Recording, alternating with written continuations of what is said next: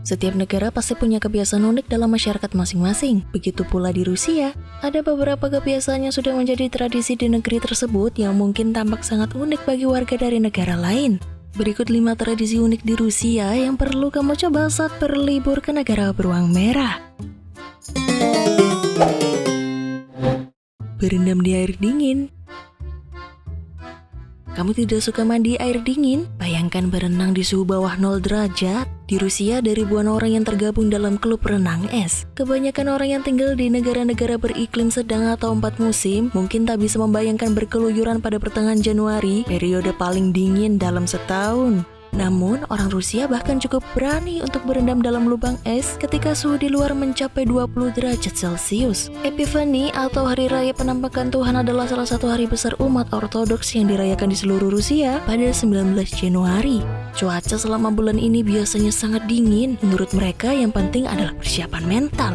Malam sebelum Epifani dan sepanjang hari raya itu, seorang Ortodoks yang taat harus berendam di dalam lubang es berbentuk salib yang disebut di Yordania sebagai lambang pembaptisan Kristus.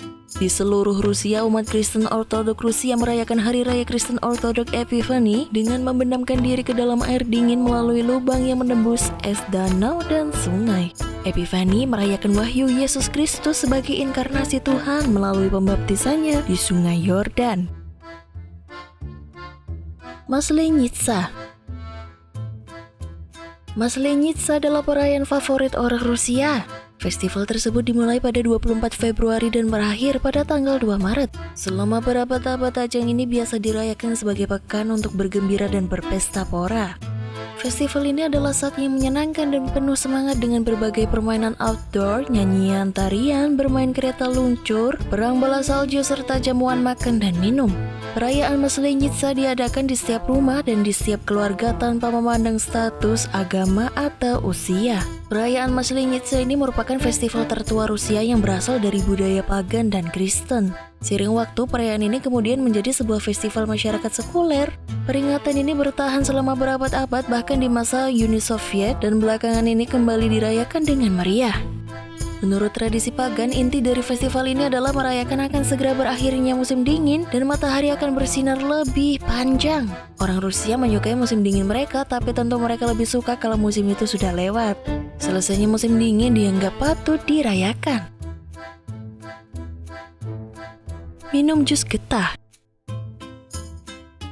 Biars adalah sebuah pohon di Rusia yang bisa menghasilkan getah sebagai jus. Jus getah biars adalah salah satu minuman tradisional paling populer di sana. Untuk mendapatkannya, dengan cara membuat lubang kecil di batang pohon sedalam 2 cm. Lalu, masukkan sedotan dan letakkan gelas di bawahnya. Orang Rusia sendiri meyakini jus ini bisa menyehatkan jantung, melawan infeksi, dan menyehatkan gigi. Membersihkan diri di banyak. Pada berbagai wilayah di Rusia ada tradisi di pemandian uap atau banyak yang disebut membuang kurus.